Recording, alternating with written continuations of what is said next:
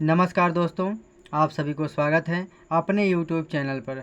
दोस्तों, आज हम आप लोग देखेंगे साइंस के 15 इम्पॉर्टेंट क्वेश्चन जो सभी ऑल वन डे एग्ज़ामों में पूछे जाते हैं। तो दोस्तों, जैसे पहला सवाल दिया है, मनुष्य में वृक्क के एक तंत्र का भाग है जो संबंधित है। ऑप्शन ए है पोषण, ऑप्शन बी है श्वसन, ऑप्शन सी है उत्सर्जन, ऑप्शन डी है परिवहन। यानी option C is the right answer. यानी मनुष्य में वृक्क के एक तंत्र का भाग है जो संबंधित है, वो उत्सर्जन से है। किससे है? उत्सर्जन से। तो option number C is the right answer. दूसरा है, पादप में जाइलम उत्तरदायी है। दूसरा क्वेश्चन है, पादप में जाइलम उत्तरदायी है। ऑप्शन ए दे रखा है जल का वाहन, ऑप्शन बी है भोजन का वाहन, ऑप्शन सी है एमिनो अम्ल का वाहन, और ऑप्शन डी है ऑक्सीजन का वाहन। यानी option number A is the right answer हो जाएगा, यानी जल का वाहन। यानी पादप में जाइलम उत्तरदायी है, तो आप ऑप्शन लगाएंगे जल का वाहन। तो दोस्तों,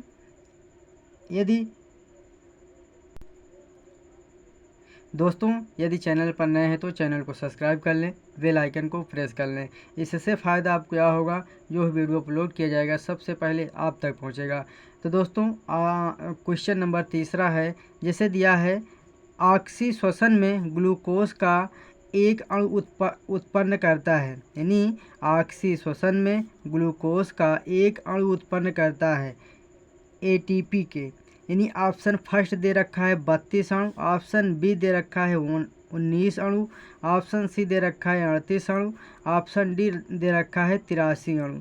तो आपका option number C is the right answer, यानी 38 अणु हो गए। यानी ऑक्सी श्वसन में ग्लूकोज का एक अणु उत्पन्न करता है एटीपी के, यानी 38 अणु उत्पन्न करता है। यानी option number C is the right answer.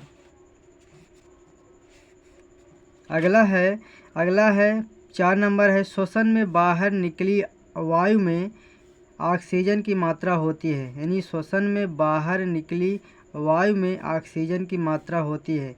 Option A है 17%, ऑप्शन बी है 21%, ऑप्शन सी है 11%, ऑप्शन डी है 25%। तो आपका option number A is the right answer, यानी 17%। यानी श्वसन में बाहर निकली वायु में ऑक्सीजन की मात्रा कितना होगी? 17% होगी। प्रश्न नंबर है 5वां, कह रहा है श्वसन में बाहर निकली वायु में कार्बन डाइऑक्साइड की मात्रा होती है। ऑप्शन ए दे रखा है 0.03%, ऑप्शन बी दे रखा है 0.04%, ऑप्शन सी दे रखा है 4%, ऑप्शन डी दे रखा है 2.4%। तो दोस्तों, option number C is the right answer. यानी श्वसन में बाहर निकली वायु में कार्बन डाइऑक्साइड की मात्रा कितना होती है? 4% होती है। अगला है, श्वसन क्रिया से क्वेश्चन नंबर 6 है, श्वसन क्रिया से मानव शरीर में होता है। ऑप्शन ए कोशिकाओं का निर्माण, ऑप्शन बी ग्लूकोज का ऑक्सीकरण, ऑप्शन सी प्रोटीन का निर्माण, ऑप्शन डी ग्लूकोज का निर्माण। तो option number B is the right answer, यानी ग्लूकोज का ऑक्सीकरण। क्या हो जाएगा? Option number B is the right answer, यानी ग्लूकोज का ऑक्सीकरण। अगला देखते हैं दोस्तों। अगला है, पादपों में जाइलम का कार्य होता है। पादपों में जाइलम का कार्य होता है। ऑप्शन नंबर ए है उत्सर्जी वर्ज्य पदार्थों का संवहन, ऑप्शन बी है जल का संवहन, ऑप्शन सी है भोजन का संवहन, ऑप्शन डी है एमिनो अम्ल का संवहन। यानी option number B is the right answer हो जाएगा, जल का संवहन हो जाएगा। पादपों में जाइलम का कार्य होता है जल का संवहन।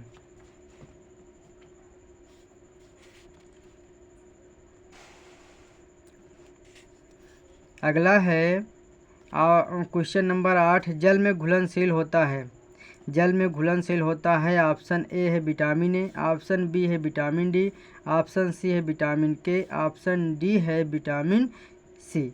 तो आपका ऑप्शन नंबर विटामिन डी यानी vitamin C, option number D, और vitamin C is the right answer. यानी जल में घुलनशील होता है विटामिन सी के कारण। अगला है प्रकाश संश्लेषण से उत्पन्न होने वाली ऑक्सीजन निकलती है। पहला ऑप्शन है जल से, बी ऑप्शन है कार्बन डाइऑक्साइड से, ऑप्शन सी है शर्करा से, ऑप्शन डी है पर्णहरित से। तो option number A is the right answer हो जाएगा, यानी जल से। यानी प्रकाश संश्लेषण से उत्पन्न होने वाली ऑक्सीजन निकलती है जल से।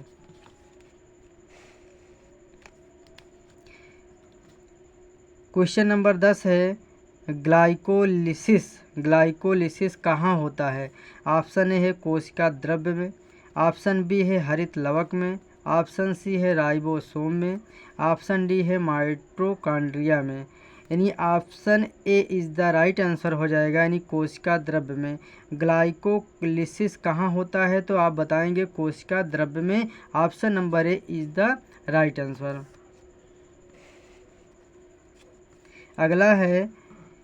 अगला सवाल है शुद्ध रुधिर को शरीर के विभिन्न भागों में ले जाती है। ऑप्शन ए है शिराएँ, ऑप्शन बी है महाशिरा, ऑप्शन सी है दायां निलय, ऑप्शन डी है महाधमनी। यानी option number D is the right answer, यानी ऑप्शन नंबर डी यानी महाधमनी शुद्ध रुधिर को शरीर में विभिन्न भागों में ले जाती है। वो कौन सा है? महाधमनी है। अगला दोस्तों है 12 नंबर सवाल है फुफ्फुस पल्मोनरी सिरा खुलती है। यानी फुफ्फुस पल्मोनरी सिरा खुलती है। ऑप्शन ए है दाएं अलिंद में, ऑप्शन बी है बाएं अलिंद में, ऑप्शन सी है दाएं निलय में, ऑप्शन डी है बाएं निलय में। तो आप बताएंगे option number B is the right answer, यानी बाएं अलिंद में।